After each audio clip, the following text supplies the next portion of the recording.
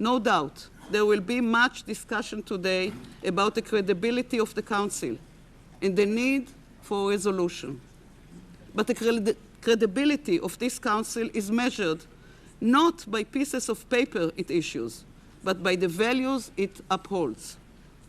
If the Council's credibility strengthened when it is the Council's credibility strengthens when it calls for a ceasefire that effectively equates a terrorist group with a state defending itself against it? Does anyone here truly believe that Hamas will heed the words of this Council? This is not about a ceasefire with terrorism or a mutual cessation of hostilities. It is about ensuring the end of terrorism from Gaza and the end of smuggling weapons into Gaza, so that there is no longer need for Israeli defensive operations. This conflict will end not when terrorism is appeased or accommodated, but when the international community stands determined and united against it. Anything less than this will only embolden Hamas, lengthening this round of the conflict and accelerating the next. Anything less will reward Iran, the coward's coward, which hides behind terrorists as they hide behind civilians, and encourage its worldwide efforts to use Hamas and other terrorist groups to fight its wars on the cheap. And anything less will be a major setback for hopes for peace and prosperity for the Palestinians.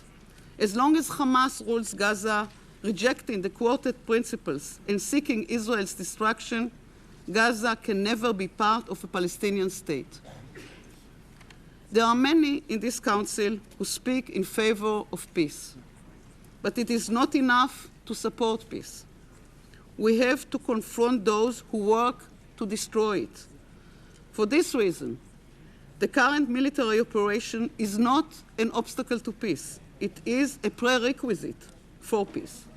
Mr. President, we, the people of Israel, listened to the international community when you told us to withdraw from Gaza and promised that this would give us the credibility to respond forcefully should Gaza turn into a launching pad for terrorism.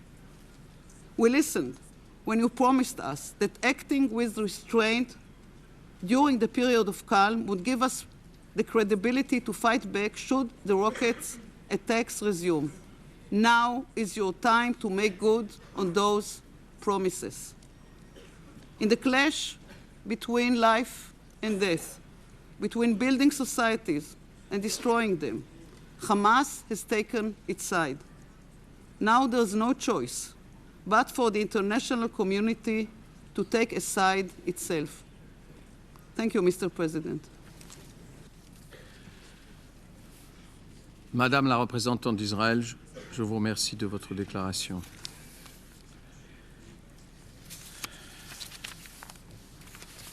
J'invite le ministre des Affaires étrangères et du Commonwealth du Royaume-Uni, de Grande-Bretagne et d'Irlande du Nord, M. David Miliband. Thank you, Mr. President. There could not be a greater contrast between the daily regime of delicate diplomacy at the United Nations. You're watching Al Jazeera's extended coverage of the war on Gaza right now. The forum is the United Nations Security Council as Israel wraps up day 11 of its offensive, as the death toll stands at hundreds dead with thousands injured during that offensive. The Security Council has now convened to discuss the situation in Gaza. We've heard from the Palestinian president, we've heard from the Israeli representative, listening to it for us and to give us some analysis of what we've been hearing at the UN Security Council, Hida Fakhri. Deeply felt and passionate. And I believe that in this debate we cannot simply restate our national positions. We have a wider responsibility to support all efforts to achieve an immediate ceasefire and to chart a course back to the common vision set out just 3 weeks ago in UN Security Council Resolution 1850. As we meet, lives are at stake and new initiatives are underway, notably from President Mubarak and President Sarkozy, to engineer new action for a ceasefire that engages Israel and responds to its security concerns. The United Kingdom supports these initiatives, and we need now in this Council to use our discussions over the next 24 hours to be clear in our principles and practical in our conclusions to reinforce these efforts. Mr. President, the truce of June to December 2008 was in truth less than that. Rockets were fired into Israel. Palestinians died in Israeli military action, and the people of Gaza suffered greater and greater deprivation. However, the immediate trigger for Israeli military action was the end of the truce. Hamas rejected its extension and fired almost 300 rockets between December the 19th and December the 27th, 2008. These rockets are not just a danger and a provocation, though they are that. They demonstrate a choice by Hamas, not just to target the people of Israel, but also to target the fragile negotiations for peace sponsored over the last year by the United States. However, the immediate consequence of Israeli military action over the last 10 days is also clear. 600 dead, many of them civilians and children. The horror of war piled upon months of deprivation. The confirmation just a few hours ago that 30 civilians were killed today in a UN school in Gaza is a devastating reminder of the urgency of our responsibilities. Earlier today, the Quartet envoy called the situation in Gaza hell. The shortages of food, fuel and medicine are, according to our reports, acute. The scale of the suffering is immense. The need for humanitarian supplies is urgent. And in this context, it is right to salute the leadership not just of the Secretary General, but of the brave United Nations workers trying to relieve suffering in Gaza. Mr. President, the United Kingdom stands foursquare behind the Security Council statement of 28th of December, calling for an immediate halt to all violence. I reiterate today the call of my Prime Minister for an immediate ceasefire.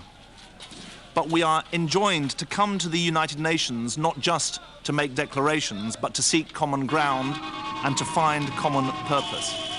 So we must focus on the substance and permanence of a ceasefire, as well as its timing. Mr. President, Israel is right to say that the flow of illegal arms into Gaza is a threat to its citizens and needs to be curbed. We say that we need to support countries in the region in developing the tools to tackle the trafficking of weapons from land and sea. This will be a complex and difficult task, but it is essential. Meanwhile, the Palestinian Authority is right to say that it concluded an agreement in 2005 for the opening of crossings for people, goods and aid into Gaza. We say that we need to open those crossings and re-establish the authority of the Palestinian Authority over them. This will help the people of Gaza. It will also undercut the smuggling trade. Mr. President, the permanence of a ceasefire depends on something else. President Abbas is a powerful and consistent advocate for the interests of all Palestinians, whether they live in Gaza or the West Bank. The unity of Palestine is essential to any decent vision of the future. It is also a precondition of a democratic politics of consent in which there is one legitimate authority and in which every Palestinian has a voice in the only process that counts, the peace process. Mr. President, the test for us over the next 24 hours is simple. Do we help bring an end to the current conflict and pave the way back to the vision this Council set out 3 weeks ago? Our starting point must be the goals of an immediate ceasefire, an end to arms trafficking and an opening of the crossings. But we also have a responsibility to keep alive the vision of a peaceful Middle East in which Palestinians have the dignity of statehood and Israelis have recognition and security from their neighbors. That is the responsibility of this Council. That is our task today, and those are responsibilities and tasks that the United Kingdom wants to help resolve. Thank you very much.